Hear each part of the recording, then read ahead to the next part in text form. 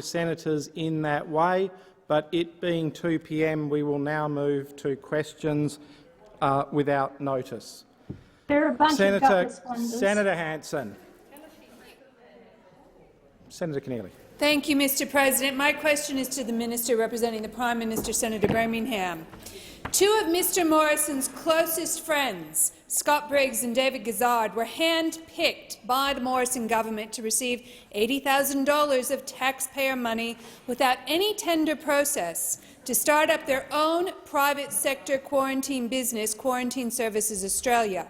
On their website, Mr. Briggs and Mr. Gizzard boast of their close personal relationship with Mr. Morrison, sharing articles which say the pair are, quote, about as close to the Prime Minister's inner circle as you can get, and revealing that Mr. Gizzard, quote, speaks to the PM daily. Has Mr. Morrison ever spoken with either Scott Briggs or David Gizzard about a private sector quarantine proposal? The Minister representing the Prime Minister, Senator Birmingham. Thanks, Mr. President. I thank Senator Keneally for her question, albeit it's another example of the mudraking and throwing that those opposites seek to engage in. Mr. President, the answer to the last part of the question, to the best part of my knowledge, is no, never. If there is anything to update in relation to that, I will check and provide it to the chamber. But that is certainly my understanding, because the Prime Minister had no involvement whatsoever in the decision of the Department of Home Affairs to award that contract. No involvement. The contract decision was entirely a matter for the Department of Home Affairs. As the Secretary of the Department of Home Affairs himself made clear to Senator Keneally at estimates on the 25th of October, the engagement and the contract had nothing to do with ministers, their staff or their officers, and was personally overseen and managed by the department. Order. Senator McAllister. Senator Keneally, you have the call. A supplementary question. Thank you. According to a report by Sky News, Home Affairs Secretary Michael Pizzullo reportedly told business leaders that the Quarantine Services Australia deal was, quote, a really important project for the Prime Minister. Given this is a really important project for the Prime Minister, has Mr. Morrison recused himself from any and all Cabinet discussions about the proposal? Minister. Thanks, Mr. President. Mr. President, the answer effectively is yes, Mr. President. However, as I said earlier, that is only once he became even aware of the fact that anything existed in relation to discussions. Because, Mr. President, this contract, this matter, was all, as I said before, executed by the department without any engagement by the Prime Minister or ministers. Senator Keneally, a second supplementary question. Can the minister confirm on what date the Prime Minister recused himself from any and all Cabinet discussions in relation to Quarantine Services Australia? Minister. I'll take that on notice, Mr. President, but again reiterate that in terms of the contract and the engagement there, that was a matter undertaken by the department with no discussion, approval or otherwise by the Prime Minister. We'll now go to Senator Small. Thanks, Mr. President. My question is to the Minister representing the Prime Minister, Senator Birmingham. Can the Minister update the Senate on the achievements of Australians throughout 2021 and how this Liberal national government has had a plan to support Australian families and businesses throughout the challenges of COVID-19 this year? Call the Minister. Minister Birmingham. Thanks, Mr. President. I thank Senator Small for his question, and in thanking Senator Small, I want to in particular thank all Australians who we are indebted and grateful to for all they have done throughout 2021 as a nation to stand together, particularly in the face of the once-in-a-century global pandemic that our nation and the world has been grappling with, which has resulted in the largest economic shock to the world since the Great Depression. Australians have demonstrated their resilience, and they should be congratulated and thanked for the efforts they have made, including coming out in droves to get vaccinated. More than 39 million doses administered nationally, more than 92% of the eligible population over 16 having had a first dose, and more than 87% now having had a second dose. COVID continues to be an enormous challenge right around the world. Only a few months ago, the Delta strain was wreaking havoc here, as it has across so many nations as the dominant variant. But lockdowns and restrictions put in place have helped to save lives and livelihoods alongside the strong economic policies and support measures that have been in place. Australia's fared far better than much of the rest of the world. On a per capita basis, the UK and USA have had over 40 times the number of COVID deaths compared to Australia. By avoiding death rates such as in OECD nations, we've managed to save over 30,000 lives. We've also fared far better than most countries on the economic front. Whilst we saw a contraction in the September quarter, this was during the period of the lockdowns across New South Wales, Victoria and the ACT. But our economy has been roaring back. Job ads are more than 30% higher than they were at the start of the pandemic. In fact, they're at a 12-year high. More than 350,000 jobs have come back since the start of September. We're on a pathway to see unemployment at or below 5% for a sustained period. Only the second time that's happened in 50 years. That's the strength, and that's thanks to the hard work of Australians. Senator Small, a supplementary question. Thank you, Mr President. Minister Birmingham, how do the efforts of Australians in rolling up their sleeves to make Australia one of the most highly vaccinated nations in the world provide us with the confidence to safely reopen, stay safely open and live with the virus as we look ahead to 2022? Minister. Mr President, our national plan for reopening that the Prime Minister drove and ensured we had the expertise of the Doherty Institute to underpin and took through National Cabinet has relied upon Australians rolling up their sleeves to get vaccinated, and we thank them for doing that. In fact, they've become champions at it, delivering such high, globally high vaccine rates across Australia. It is this that makes possible the safe reopening across our country. It's the incredible outcome made possible by all of the health workers and those who have both risked their lives to help people suffering from COVID-19, but also helping to protect us all through the rollout of the vaccination program. That journey is not over. We are now one of the first countries in the world to roll out a comprehensive nationwide booster program to make sure people can be as safe and as protected as possible. We've got access to more than 151 million additional doses, and the boosters will be freely available to anyone who is fully vaccinated. This is something we can all look forward to in 2022. Minister, your time has expired. Senator Small, a second supplementary question. Thank you, Mr President. Minister, how will this government's plan continue to provide the confidence to sustain our economic recovery? And indeed, what are the risks to a stronger and brighter future for all Australians in 2022? Minister. Mr President, we entered this pandemic from a position of economic strength, having brought the budget back to the point of balance for the first time in 11 years. This provided us with the fiscal artillery to be able to respond comprehensively throughout the pandemic with $311 billion in direct economic and health support. JobKeeper, the coronavirus supplement, record business tax incentives to drive more investment through the economy, introducing and extending temporary full expensing and loss carryback arrangements. All of them have helped to ensure that our economy gets through COVID strongly and comes out of it strongly. At the same time, $10.2 billion in tax relief flowed to 11.5 million Australians just during the September quarter, the largest tax cuts to flow in a single quarter in 20 years. We may have been able to do all of this because we've stuck to our plan, kept our economy strong, kept Australian businesses strong, and the world can only but wonder what it would have been like had the Labor Party and their higher taxes been there instead of the actions that we have taken to keep such strength. Expired. Senator Ayres. My question is to the Minister representing the Prime Minister, Senator Birmingham. Mr Morrison claimed that Liberal Party ads aired during the national bushfire emergency were simply communicating government policy decisions, despite being authorised by the Liberal Party, and the host page, including a donation button. Why did he claim this when it wasn't true? The Minister representing the Prime Minister, Senator Birmingham. Thanks, Mr. President.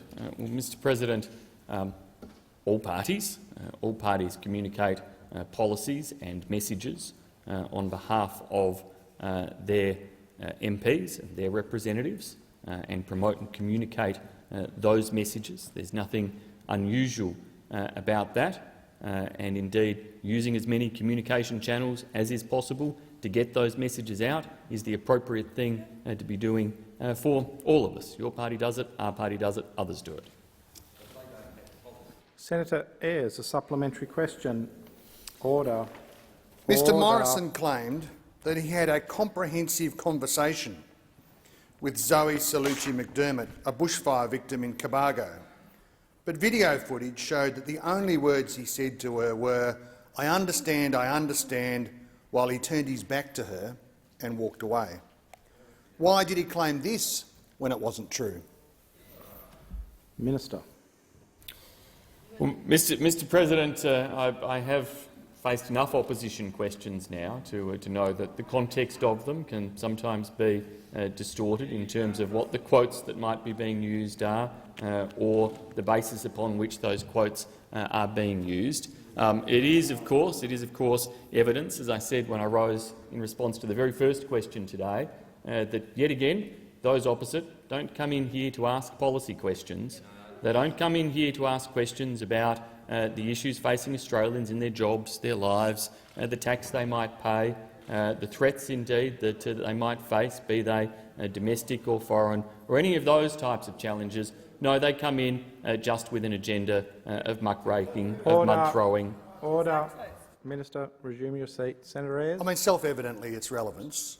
The question was on about why order? he made a claim that wasn't true, and he hasn't remotely approached that question. Minister, I will bring you back to the question. You have the call. You have 16 seconds remaining. Thanks, Mr. President. Well, I don't accept the premise of the senator's question in relation to the assertions he makes. Mr. President, on this side, we're going to proudly continue to not engage in that sort of muckraking, but focus outside of this building on Australians, their jobs, their families, their lives, and helping to make them better. Your time has expired. Senator Ayres, a second supplementary question. Mr Morrison claimed that he took the bushfire preparedness advice of former fire commissioners, but they say he ignored their meeting requests for months and rejected urgent funding requests. Why did he claim this when it wasn't true? Does Mr Morrison still maintain that he has never told a lie in public life? Minister.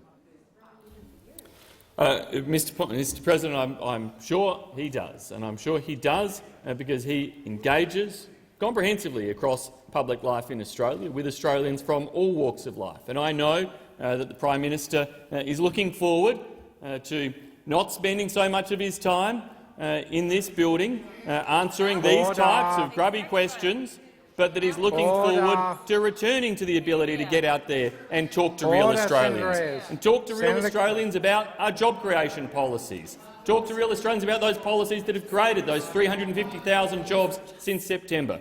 Talk to real Australians about the record numbers of new apprenticeship commencements lately. Talk to real Australians about the more than 300,000 people who've been helped into their first home as a result of the new home ownership policies our government has implemented, Scott Morrison has championed. Talk to them about what they're doing with the tax cuts that they've received and how they're using them to get ahead as a family. That's what we'll be doing for real Australians. Your time has expired. Senator Cox. My question is to the Minister representing the Minister for Resources and Water, Minister Ruston. The International Energy Agency said we cannot open up not even one more new coal, oil or gas project to meet net zero by 2050. Under the National Gas Infrastructure Plan announced last week, the Morrison government wants to open up 3 massive new gas basins and up to 11 gas pipelines. This plan for massive gas expansion locks in the devastating global heating and pushes 1.5 degrees beyond reach. Minister, you can't— Continue, Senator Cox. Order on my right. Minister, you can't implement the National Gas Infrastructure Plan and meet net zero by 2050. Which one do you choose? The Minister representing the Minister for Water Resources, Senator Ruston. Thank you very much, Mr President, and I thank Senator Cox for her question. Well, Senator Cox, I actually have to disagree with your assessment of the ability to be able to deliver the National Gas Infrastructure Plan at the same time as meeting the targets that we committed internationally to make sure that we achieve a net zero by 2050. So in the absolute explicit answer to your question is I do believe that both are achievable simultaneously. But what I can also add to that, Senator Cox, through you, Mr President, is that this government absolutely remains committed to meeting all of its commitments, all of its targets and all of its promises to Australia. And that includes making sure that we deliver affordable and reliable energy to support the economy, so that the economy supports jobs and so that jobs are available for Australians so that they can have the opportunity to be able to access the opportunities that are presented by our resource sector going into the future. But we also absolutely are committed to meeting our targets. I mean, our track record so far as a government in terms of meeting targets that have previously been agreed to is exceptional. We meet our targets and we exceed our targets, and there is every possibility that we will continue to do that. We certainly are intending to exceed our targets as we go through 2030. So, Senator Cox, through you, Mr Chair, we are, as a government, absolutely committed to the delivery of the National Gas Infrastructure Plan because it is absolutely imperative to rural and regional Australia, the jobs, the businesses and the economies of people that live outside the capital cities. And I know most of you live in capital cities, but this is a program that not only supports all Australians, allows Australians to be able to benefit from the wealth of the resources that sit under our ground, but it supports our regional communities, their economies and the jobs for people that live in regional Australia. And I would have thought that that's what you would have wanted too. Minister, your time has expired. Senator Cox, a supplementary question. WA Premier Mark McGowan has said that he would do whatever it takes to come to Woodside's aid if it loses the upcoming Supreme Court case over the Scarborough project. Minister, will you also be supporting the blanket protection of the gas industry offered up by the West Australian Premier? Minister. Order. Thank you very much, Mr President. Well, what this government will continue to do is to provide the appropriate protections to all Australian businesses that are afforded through the extraordinary amount of regulation that's put in place to make sure that we have a balanced response, but we also protect the future of this country. And the resource sector provides Australia with an amazing opportunity for our growth and our wealth. And a responsible way of extracting those resources to the benefit of all Australians is what this government will do. But we have in place extraordinary regulation and extraordinary regulators to make sure it's done in a way that is appropriate, that doesn't damage our environment, but at the same time provides the economic development that Australia and all Australians deserve to be able to benefit from, which is our amazing resources sector. And through you, Mr Chair, Senator Cox, rural and regional Australia has lived off the sheep's back and out of the resources that come out of our ground for many years, and it will continue to do so. Thank you. Senator Cox, a second supplementary. How does the government intend to offset the astronomical scale of emissions from Scarborough and the Beetaloo gas projects? Because to everyone else, this is simply not believable. Minister. Thank you very much, Mr President. Well, I think the statement that Senator Cox just made is completely inaccurate, and I completely refute it. I don't believe everybody believes the statement that you've just put forward to the chamber, Senator Cox. In fact, I think that most reasonable Australians actually understand that good governments actually can balance out making sure that we look after our environment, but at the same time making sure that our economy is strong, because a strong economy supports all Australians, and that includes people that live in rural and regional Australia as well as those that live in the city. But we know that our gas-fired recovery is extremely important for Australia. We will do it in a responsible way that doesn't damage the environment, but we will not do it in a way that damages Australian businesses, puts jobs on the line and Senator Rice, on a point of order. Point of order on relevance. Senator Cox's question was very clear. How are you going to offset the emissions? I cannot direct the minister how to answer a question. I believe the minister was being relevant to the question. Minister, you have the call. Yeah, thank you very much, Mr. President. Well, to the interjection or the point of order, the same way we always do, Senator Rice, and that is responsibly and via a regulated mechanism. Order. Thank you, Minister. And we now go to Senator Patrick. Thank you, Mr. President. My question is to the Minister for Foreign Affairs and relates to the implementation of the AUKUS agreement.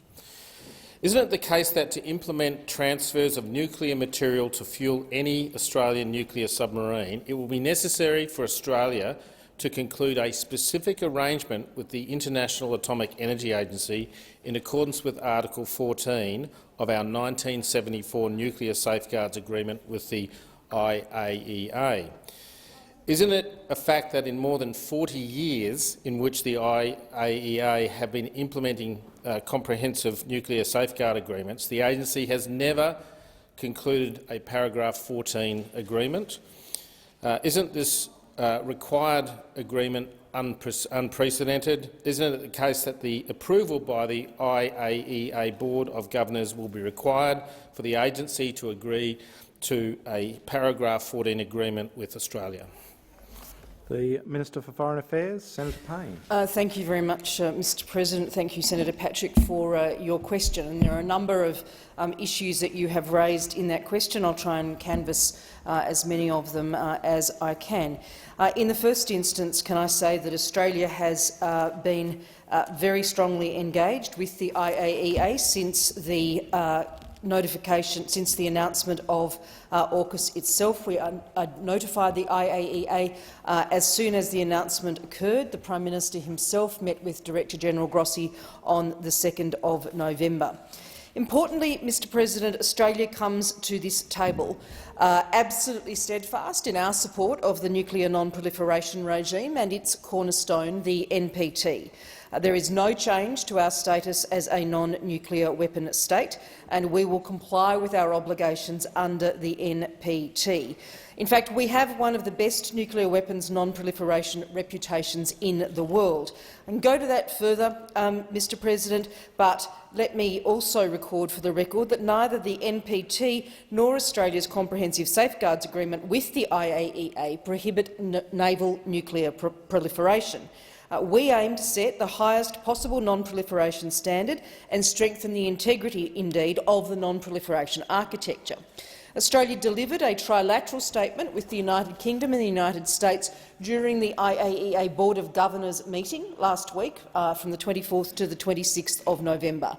That statement emphasised that Australia does not and will not seek nuclear weapons. Our willingness and intent to proceed in an open and consultative manner, especially regarding issues of nuclear material, facilities and activities relevant to the IAEA. Our cooperation will be fully consistent with the three parties' respective non-proliferation obligations, and that this cooperation will be pursued in a manner that preserves the integrity of the non-proliferation regime.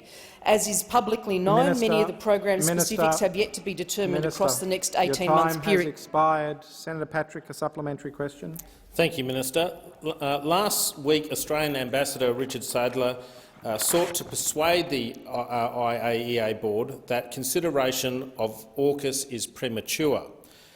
The board, at China's initiative, agreed to include the transfer of nuclear materials in the context of AUKUS and nuclear safeguards as an agenda item.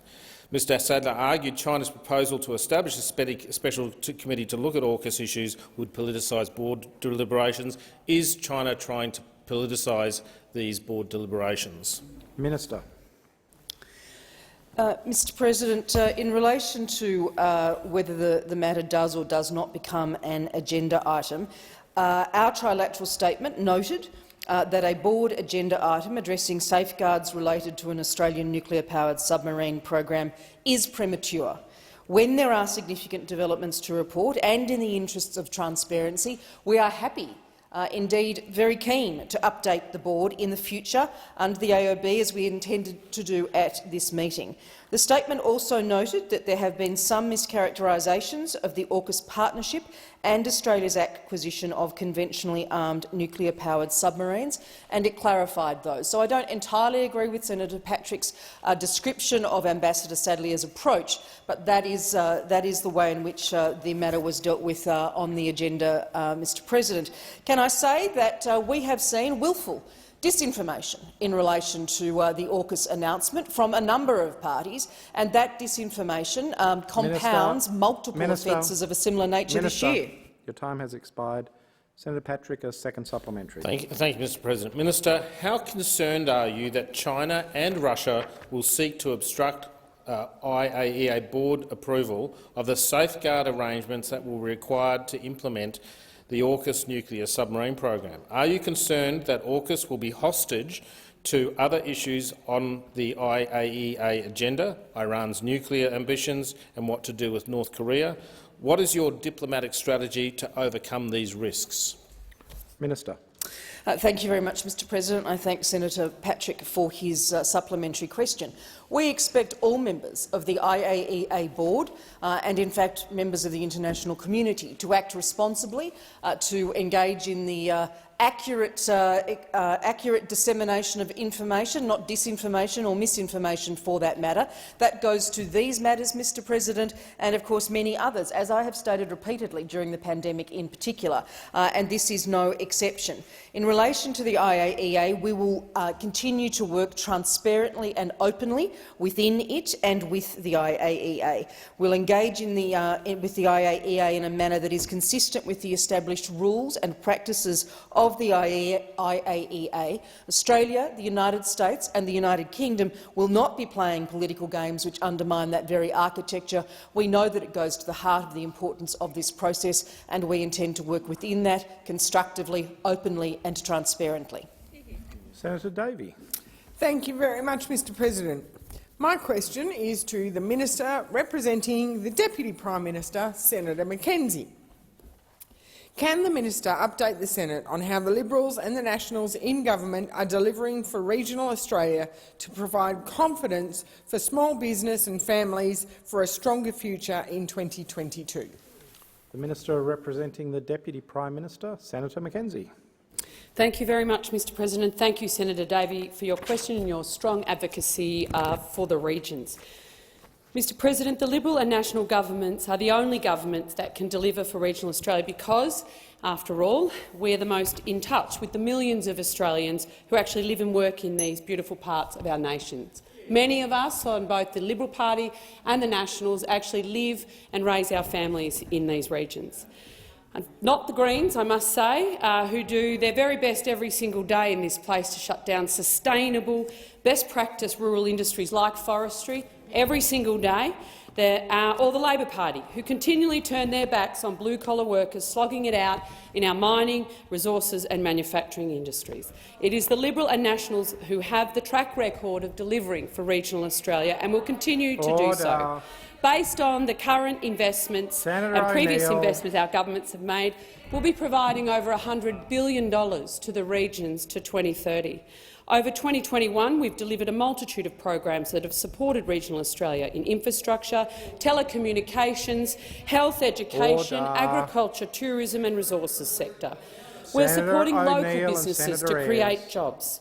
More than 2,500 Australians have been employed in constructing the Inland Rail alone, which has seen more than 400 companies across the nation share in over $2.2 billion worth of contract for supplying. And we haven't stopped there. We're about getting people, produce and products where they are needed. The success of the regions that we're currently experiencing, accelerated under COVID-19, didn't just happen. It took hard work and on-the-ground leadership. It's a direct result of the entrepreneurial spirit, the drive of the local people, infrastructure investment and government policy to connect regional Australia to enable our products to reach markets across the globe. And we wouldn't have all gotten through this year had it not been for our farmers, truckies, doctors, nurses, community pharmacists, teachers and emergency service personnel. Your time has expired. Senator Davey, a supplementary question. Thank you, Minister, and I too acknowledge that we got through the year on the back of regional industries. What is the government doing to ensure those living in rural and regional Australia will have access to quality 21st century telecommunications? Minister. Well, Senator Davey, Order. I can. As part of the Liberal National Government's wider regionalisation agenda, we want to see people living and working out in the regions, especially across northern Australia. But to do that, you actually have to have access to 21st century telecommunication, particularly the type of telecommunications that's taken for granted by those people living in cities. And our government wants to make that transition easy by increasing their digital experience. Connectivity helps regional businesses grow, creating jobs. It helps people in regional Australia to work remotely. It dissolves the distance. And today I was pleased to launch the second round of the Regional Connectivity Program that supports unique place-based connectivity solutions to the tune of $112 million. $45 million of that will be quarantined for projects to unlock that potential of Northern Australia. And it was great to stand and make that announcement with a champion for Northern Australia, Matt Canavan. Under round one of the program, we saw so many Minister, your time has expired. Senator Davey, a second supplementary. Too much good things to say. Given the high-risk weather season that is currently upon us, how is our government ensuring that telecommunications in regional and rural Australia is adequate and resilient in times of need to keep people safe and connected? Minister. Firstly, I'd like to thank the thousands of first responders and volunteers who do so much for Australia and Australians at our time of need. And without them, we would be in a very, very different place. And right now we've got the floods in New South Wales. First responders have received over 5,000 calls and have assisted in over 140 rescues through this period. We know that increased connectivity can save lives, and because of our mobile black spot program alone that we've rolled out since coming to government, nearly 68,000 calls have been made to 000 that wouldn't have been able to be made by regional Australians. That's real evidence that we're helping to save lives and livelihoods. Our government is delivering over $37 million to prevent, mitigate and manage telecommunication outages in natural disasters through our STAND program. That extends the battery backup to our mobile black spot program. Better telecommunications for our rural and country fire service, depots and evacuation centres is one way we can say thank you to our first responders. Your time has expired. Senator McCarthy. Mr President, my question is to the Minister representing the Prime Minister, Senator Birmingham. It was revealed publicly today that when Liberal MP Bridget Archer told Mr Morrison's office that she was considering voting against the cashless debit card, two senior members of his staff literally stood over her in her office. Ms Archer spoke against the cashless welfare card legislation, then abstained from voting. Ms Archer has said that she felt bullied, threatened and intimidated by these staffers for almost 2 weeks. Is Mr Morrison aware of who the staff are? The order. The Minister representing the Prime Minister, Senator Birmingham. Thanks, Mr. President, and I thank Senator McCarthy for the question. The member for Bass is somebody who I consider to be a good friend, and I know is a powerful advocate for her community, and she brings strong principles and strong opinions to this place, like many on this side of the chamber and all across the chamber, brings strong principles and strong opinions in their service. Now, like all parties, obviously, when people are looking to differ, then discussions are had ideally around those differences. In our side, ultimately, as Ms Archer did on that occasion, she was free as a Liberal Party MP to not necessarily vote. Minister. On relevance, the question is directly on: is Mr Morrison aware of who the staff are? I have been listening to the minister. I'm not prepared to rule that he was not being directly relevant. I'm listening carefully. Minister, you have the call. Thanks, Mr. President. As I was saying, all parties you would expect to have those discussions. In the Labor Party, if you were having such a discussion, it would, of course, be an expulsion discussion. In our party, if you're having such a discussion, Minister,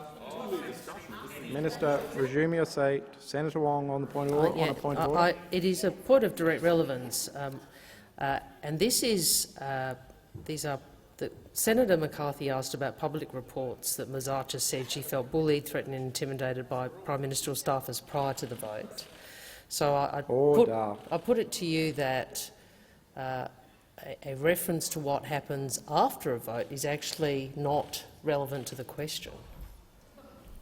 This is about activity or alleged behaviour by Prime Ministerial staff in the lead-up to a vote.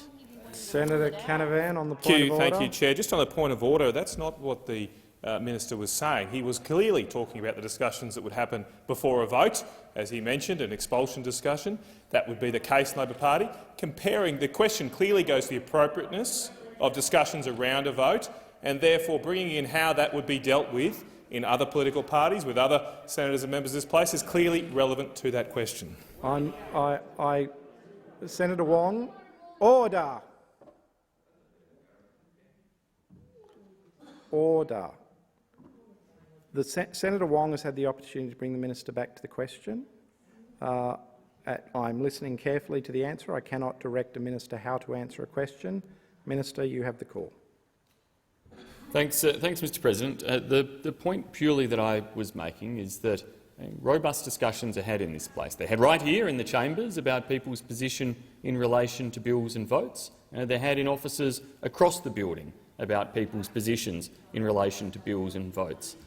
Only one side of politics has a structural threat in place as part of their rules that says very clearly in terms of what the threat is, if you go against us, you're out of here. That is not what happens in our party, but of course discussions are had, Mr. President. Order. I will not give Senator McCarthy the call until there is order in the chamber. Order. Senator Gallagher. Senator McCarthy, you have the call for a supplementary question. With allegations of bullying, threats and intimidation of one of his female MPs by his own staff having now been made public, what action has Mr Morrison taken? Minister. Thanks, Mr. President. Mr. President, Mr. Morrison has made clear his respect for the member for Bass, his support for her, and very much his ongoing engagement and discussions with her. Order. Once again, as has been the case through many of the questions I've faced today, and it's not uncommon, what is put to me as assertions or direct quotes are not always completely direct quotes that apply. Order. Mr. President, as I've made clear, discussions you would expect happen between party leaders and their members or senators and their officers. These are commonplace across the building. Of course, you can have strong disagreements. They should be done respectfully. That's the way the Prime Minister always expects them to be conducted. Senator, order.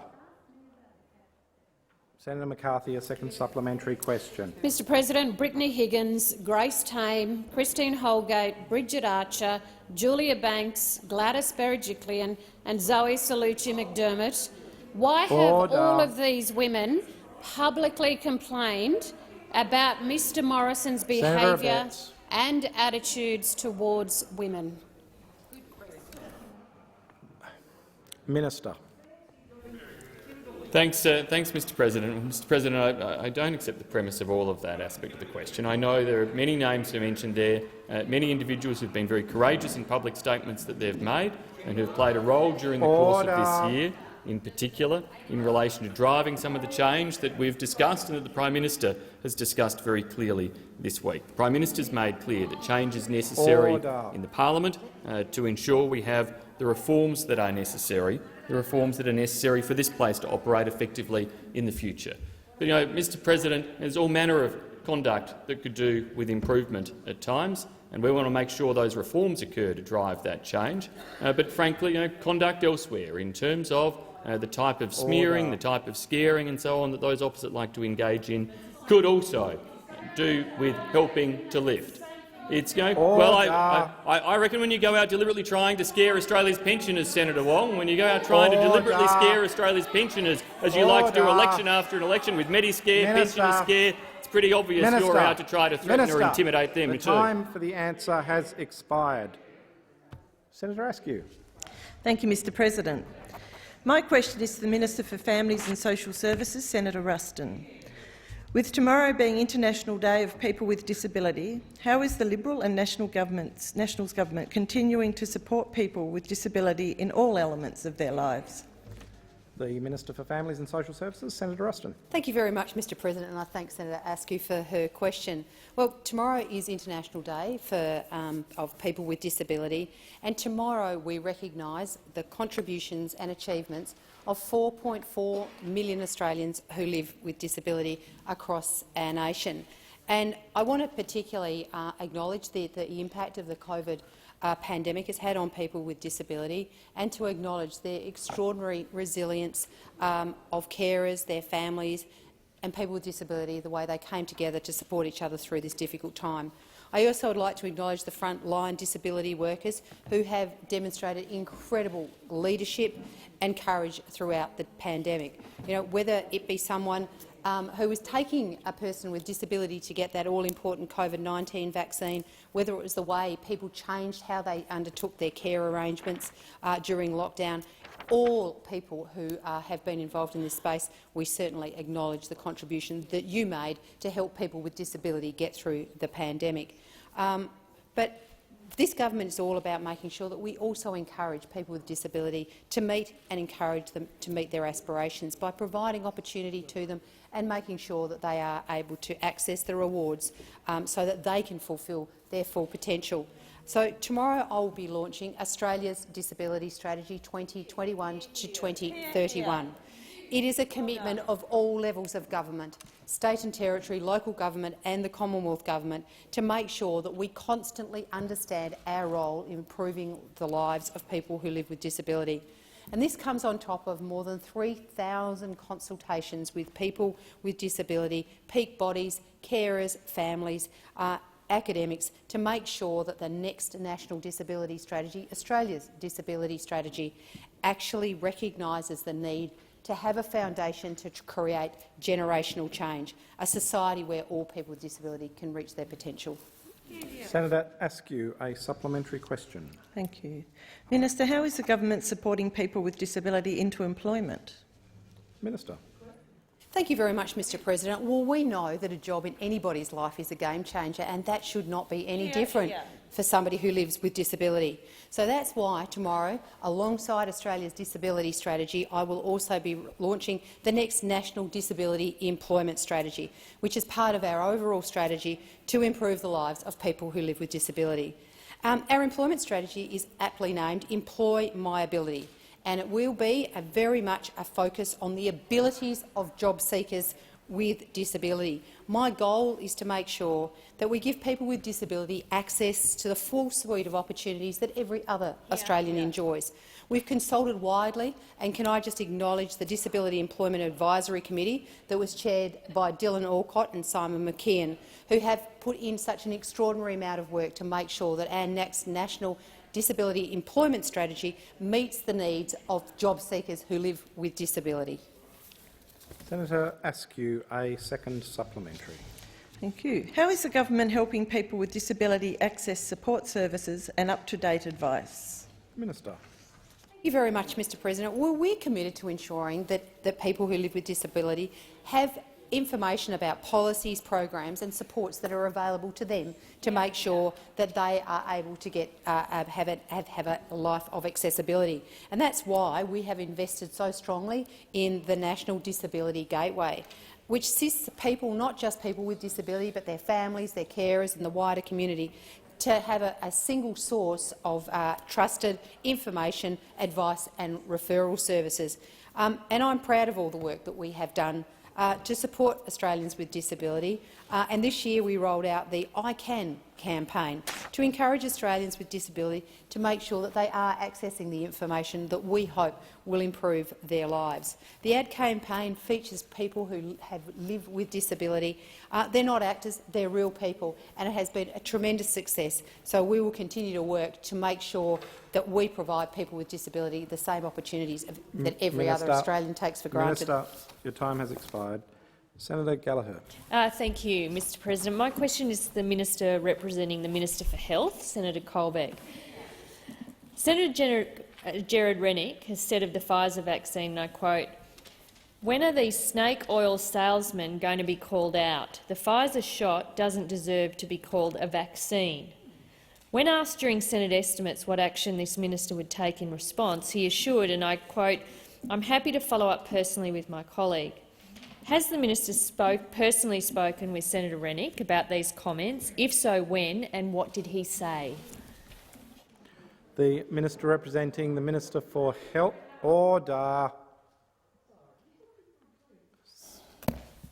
Thank you, Mr President. Senator Colbeck, you have Thank you, Mr President. I have had conversations with Senator Rennick about the efficacy of vaccines on a number of occasions, Mr President, because the data is very, very clear. The vaccines are safe and they work, Mr President. And so those are it's those statistics, it's that information that I've put to Senator Rennick, Mr President, because I'm firmly of the belief, because I look at the information every day, I read the data every day, and the data demonstrates, Mr President, the vaccines are effective. They are effective. Yes, that's exactly right, Senator. I look at the data every day because it's important that we understand that that's the case, Mr President. And it shows in the data, Mr President, in the fact that last year, Mr President, without a vaccine, 7% of cases in this country, Mr President, were in aged care. This year, with the workforce vaccinated and the residents of aged care vaccinated, the number of cases as a proportion of the aged care cases is 0.7%, Mr President. 10 times less. 10 times less the number of people in aged care as a proportion of cases this year compared to last year, Mr President. So the data is very clear. And those are the points that I put to Senator Rennick, Mr President, because I want him to understand what I know by looking at the data, that the vaccines that we have for Australians are not only safe, but they are effective, Mr President. And I will, at every opportunity, continue to repeat that message, not only for people like Senator Rennick, who has some questions, but I'll also repeat that for other Australians, to convince all Australians that they ought to take up the opportunity for a vaccine, Mr President. And over 92% of Australians have now had a first dose, and approaching 87% have had a second dose. That's a great result, Mr President, and I congratulate Australians for going out and getting vaccinated. Your time has expired. Senator Gallagher, a supplementary question. Thank you, Mr President. Senator Rennick has also set up a taxpayer-funded website undermining COVID-19 vaccines, which Australian Medical Association Vice President Chris Moy has described as, and I quote, "conspiracy theory push polling. It's about as anti-scientific as you can get." Does the minister agree? Minister. Thank you, Mr President. I agree with Mr Moy.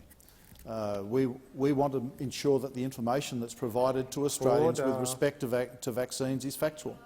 We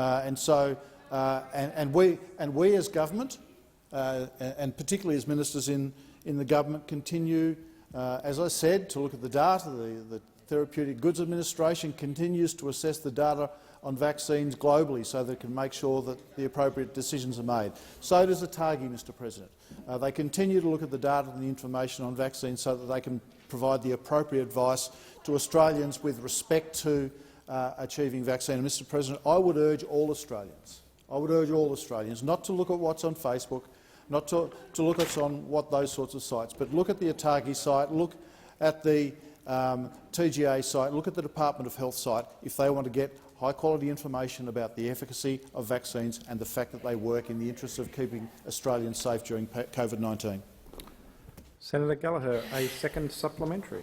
Thank you, Mr President. Given Senator Rennick has continued to post content on social media which he has admitted may not be 100% right, will the minister publicly condemn Senator Rennick's use of taxpayers' funds to spread vaccine disinformation and conspiracies? Order. Minister. Thank you, Mr President. Well, I've urged Senator Rennick to ensure that the information on his website is factual and is true, and I acknowledge that he's admitted that it isn't. But, Mr President, one of the really important jobs that we all have here in this place is to give a voice to our constituents. That's one of the things that we do. It's a really important thing we do. But in the circumstance of an issue that is so important as this, it is our responsibility to ensure that the information that we are sharing, that the voices that we are giving elevation to by virtue of the fact that we are public figures and have a platform to be able to do that. We need to make sure that that information is true, Mr. President. And I've had that conversation. And I, Mr. President, have had that conversation with Senator Rennick because it's a principle that I believe is extremely important. We want to make sure that Australians get access to information, that it's true. We want them to get vaccinated, and we want them to understand the vaccines that we have in this country are safe and that they work. Minister. Your time has expired. Senator Henderson. Thank you very much, Mr. President. My question is to the Minister for Senior Australians and Aged Care Services, Senator Colbeck. Can the Minister provide an update on the number of Australians accessing a home care package and how the Liberal and Nationals government is supporting senior Australians? The Minister for Senior Australians, Senator Colbeck. Thank you, Mr. President, and thank you, Senator, for your question. And particularly, Mr. President, thank you, Senator, for your interest in improving the lives of senior Australians and their families. Mr. President, it's been clear over a period of time now that people want more choice. They want to stay connected to their communities. They want to stay as independent as possible. They want to remain in their own homes. Mr. President, and our government is delivering on that. The government announced in the budget, as part of our response to the Royal Commission, a further $6.5 billion as an investment to release 80,000 additional home care packages. That's 40,000 packages this financial year, Mr. President, and a further 40,000 packages next financial year, Mr. President. That is the single largest investment in home care packages ever. The new data shows that in the 3 months to the end of September this year, the number of people with access to a home care package grew to over more than 204,000 people, which is an increase of over 41,000 in the last 12 months. Mr. President, since the 2018-19 budget, this government has now invested a record $11.9 billion, Mr. President, $11.9 billion in new funding to deliver an additional 163,000 new home care packages. By June 2023, there will be around 275,000 home care packages available to senior Australians every year. And every year under our government, home care packages are up, residential places, care places are up, and every year, Mr. President, aged care funding has been up. Mr. President, Labor went to the last election with $387 billion in new tax proposals.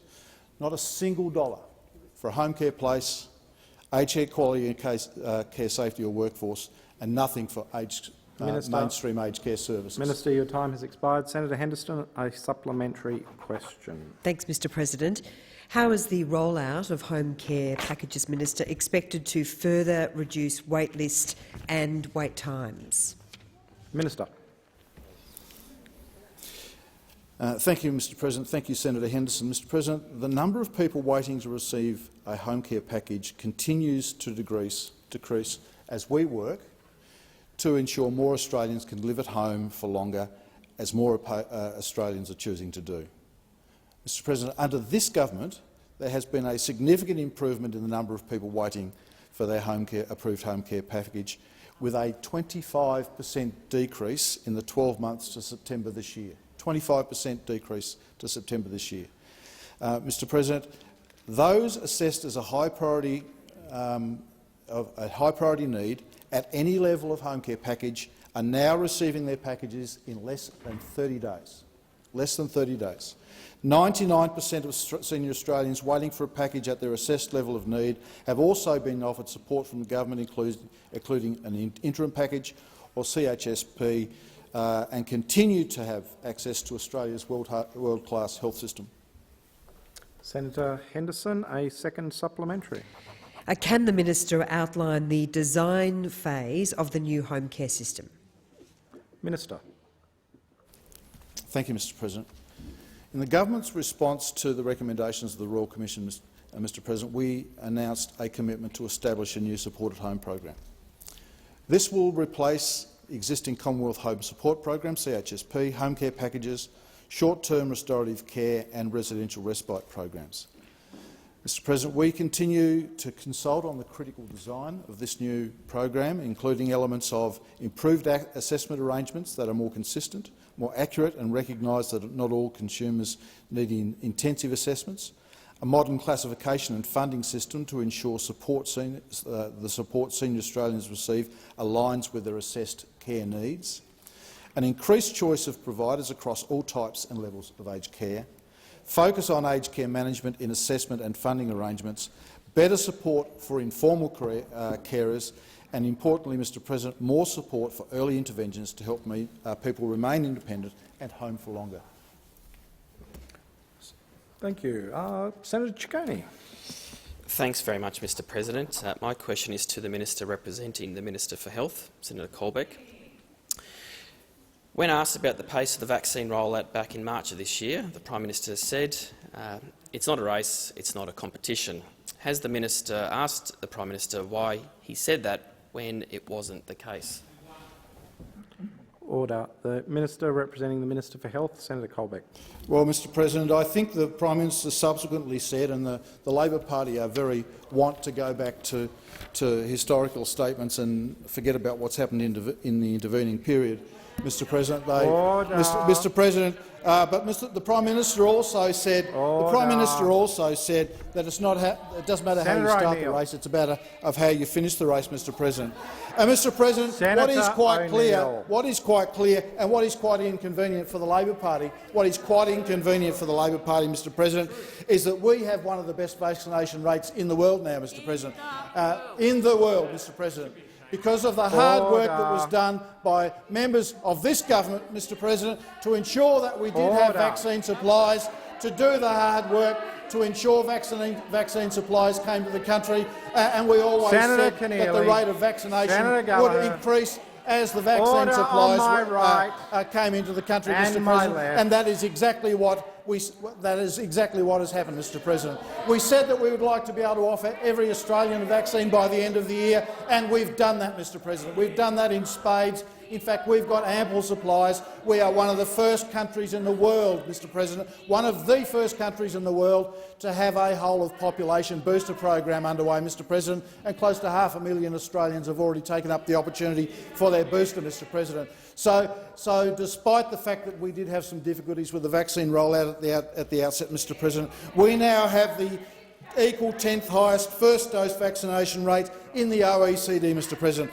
higher than the UK, higher than the US, higher than France, higher than Germany, higher than Israel, Mr President. And so, Mr President, I think thanks to the Australian people, we can say that we have one of the most successful vaccine rollout programs in the world, Mr President.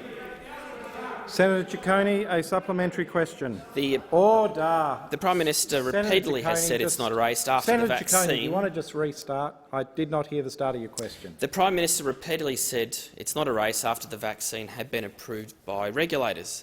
But when asked why he said the vaccine rollout was not a race, he claimed he only said that in relation to the approval of the vaccines. Has the Minister asked the Prime Minister why he said that when that also was not the case? Minister. Well, Mr President, it's really sad that the Labor Party continue to live in the past when, in fact, we have run one of the most successful vaccination programs in the world, Mr President. Australians understand that. They understand the importance of vaccination program, and, Mr President, they are turning up in their droves, Mr President, to get vaccinated, Mr President. And in fact, they're turning up to get their booster shots now that those have become available, because we have said to the Australian people, and they've come with us, we have good vaccines. We have a range of supplies of vaccines, and, Mr President, they trust the vaccines overwhelmingly, and they're turning up to get vaccinated. And I thank Australians for showing that confidence in our vaccination program and turning up to get vaccinated. Senator Ciccone, a second supplementary. Thank you very much. On April 6, the Prime Minister appeared to blame the European Union for a lack of vaccine supplies, which the EU has denied. The very next day, the Prime Minister claimed he never blamed the EU. Has the Minister asked the Prime Minister about his criticisms of the European Union? Minister. Well, Mr President, I'm doing what the Prime Minister is, which is looking to the future. I'm not living in the past, as the Labor Party are doing. We're looking to the future. We're looking forward to opening the country up. We're looking forward to the economic recovery that comes along with that, Mr President, and we're looking forward to Australians having the opportunity to travel and be back together for Christmas and into 2022, Mr President. So the Labor Party can live in the past. They can look at the future in the rearview mirror, Mr President, but we're getting on with the economic recovery. Senator Fawcett. Thank you, Mr President. My question is to the Minister for International Development and the Pacific, Senator Seselja. Can the Minister update the Senate on how Australia is working with our Pacific family to secure our region's recovery from the COVID-19 pandemic? The Minister for International Development, Senator Seselja.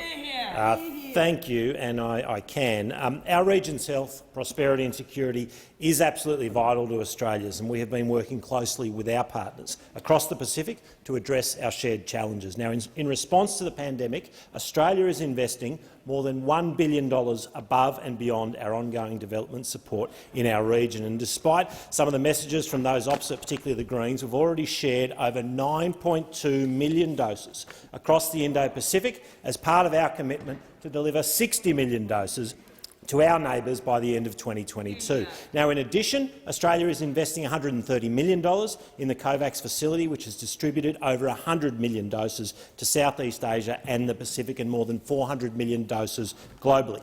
Vaccination means more than just doses, and Australia has allocated $623 million to get vaccine doses in arms, including vaccine procurement, distribution, administration, training and planning.